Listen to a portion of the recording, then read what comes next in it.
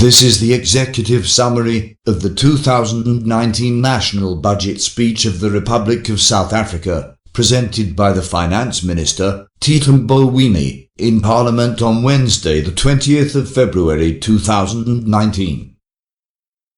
Eskom will receive an annual grant of 23 billion rand from taxpayers over the next 3 years as it restructures into 3 independent units. The 69 billion rand cost will require a 16 billion rand rise in government's self-imposed spending ceiling. In the past year, Eskom drew down a further 50 billion rand of its government-guaranteed overdraft of 350 billion rand, taking the total utilization of the facility to just over 290 billion rand. The 23 billion rand a year for Eskom will primarily be funded by higher income tax revenue and projected savings generated by the early retirement of an expected 30,000 public servants. As a result of these funding needs, there will be fractional relief from fiscal drag, with the only adjustment being a slight rise in the level at which South Africans start to pay tax. The country's progressive income tax rates means inflation and salary increases will automatically generate 12.8 billion rand extra for the fiscus in the year ahead. The government's offer of early retirement without pension penalties is unprecedented. It will cost 16 billion rand, but is expected to reduce the public sector wage bill by 20 billion rand over the next 3 years. Treasury is projecting that around a quarter of the 127,710 public servants aged between 55 and 59 will opt for the package, which guarantees retirement benefits as though they only left at 60. Additional cost savings of around 23 billion rand are being projected over the next 3 years, taking the total estimated saving on the state salary bill, inclusive of the retirement packages, to 50 billion rand. The 2019 budget is built on 6 fundamental prescripts. Number 1. Achieving a higher rate of economic growth. Number 2. Increasing tax collection. Number 3. Reasonable, affordable expenditure. Number 4. Stabilizing and reducing debt. Number 5. Reconfiguring state-owned enterprises. Number 6. Managing the public sector wage bill. Tax revenue has been revised downwards by 15.4 billion rand from October's mini-budget, primarily due to higher VAT refunds. SARS is being fixed. A new commissioner will be appointed in weeks. An illicit economy unit was launched in August to attack the illicit cigarette trade. The large business unit will be relaunched in April. The IT systems have been strengthened. Information sharing agreements have been established with allies to fight cross-border tax evasion. Fuel levies will increase by 29 cents a litre for petrol and 30 cents a litre for diesel.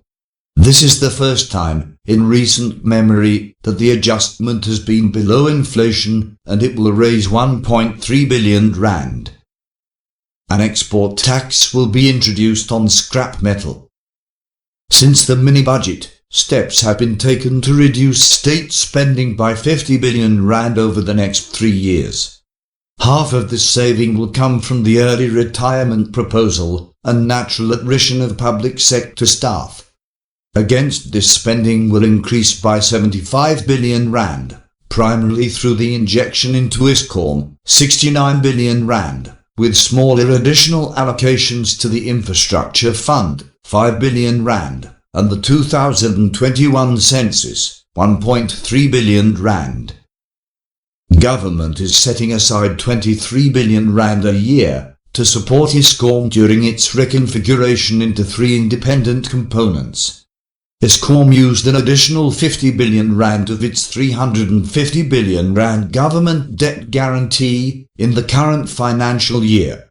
A chief reorganization officer for Eskom will be jointly appointed by the Ministers of Finance and Public Enterprises. A reserve of 13 billion rand has been set aside to provide support for South African Airways, the South African Broadcasting Corporation, DANEL, and other SOEs in the year ahead. In the current year, South African Airways government guaranteed debt increased by 6.2 billion rand, and DANEL was granted a further 1 billion rand guarantee. The Land Bank was the outlier, actually repaying debt. In the coming year, expenditure is expected to be 1.58 trillion rand, and spending 1.83 trillion rand, leaving a budget deficit of 243 billion rand, which needs to be borrowed. Interest costs now account for 209.4 billion a year, the fifth biggest allocation after education, 386 billion rand, social grants, 278 billion rand, health, 222 billion rand, and community development, 208 billion rand. The critical debt to GDP ratio is projected to rise to 60.2% in the year ahead, but it expected to stabilize at 60% in 2023-2024. As part of the strategy of switching state spending from consumption to investment, wage costs are planned to be reduced by 27 billion rand over the next 3 years, mainly through allowing public servants to take early retirement. This will be complemented by the introduction of limits on overtime, bonuses and pay progression. Staffing of diplomatic missions is unjustified and will be reviewed urgently. There will be no salary increases this year for members of Parliament and provincial legislatures and executives of public enterprises. Of 5.87 trillion rand in total state spending during the next 3 years, the biggest allocations are for education, 20%, social development, 15%, and health, 10%. Over 30 billion rand is being allocated to build new schools and maintain schooling infrastructure. An additional 2.8 billion rand will be used to replace pit latrines in 2,400 schools. More than 111 billion rand is being invested over the medium term to fund the university and technical college education of 2.8 million students from poor and working class backgrounds. Officials from the National Treasury and the Department of Arts and Culture will consider proposals for the development of a new national theatre, a new national museum, and also consider financial support for the National Archives, a national orchestra, and ballet troupe. In the coming fiscal year, 567 billion rand has been allocated for social grant payments. Old age pensions will rise by 80 rand a month. Monthly grants for foster care will rise 40 rand, and child support by 10 rand. More doctors and nurses are needed, with 2.8 billion rand reprioritized to a new human resources grant. An additional 1 billion rand is being allocated to interns, and 1 billion rand will be used to raise the monthly pay for community health workers to 3,500 rand. Reducing data costs is a priority. Mboweni will be working relentlessly with Communications Minister Stella Ndabeni-Abrahams to ensure the rapid licensing of spectrum and resourcing ICASA to ensure the mandate is actioned.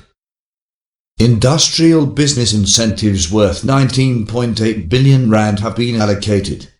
An initial amount of 600 million rand for the Clothing and Textiles Competitiveness Programme will grow to 1.1 billion rand in 3 years to support 35,500 existing jobs and create 25,000 new ones. The Small Business Incubation Programme will be supported through an allocation of 481 million rand to the Small Enterprise Development Agency. 8 billion rand is allocated to implement 262 priority land reform projects over the next 3 years, with 3.7 billion rand set aside for emerging farmers seeking to acquire land to farm. The Land Bank has set aside 3 billion rand to to support small farmers and to leverage partnerships with financial institutions. A subsidized Help to Buy pilot is being launched for first-time buyers, with an allocation of R950 million over 3 years. Funding of R14.7 billion has been reprioritized into conditional grants for informal settlement upgrading to ensure the provision of basic amenities. SANRAL is being allocated an additional R3.5 billion over the next 3 years to improve non-toll roads.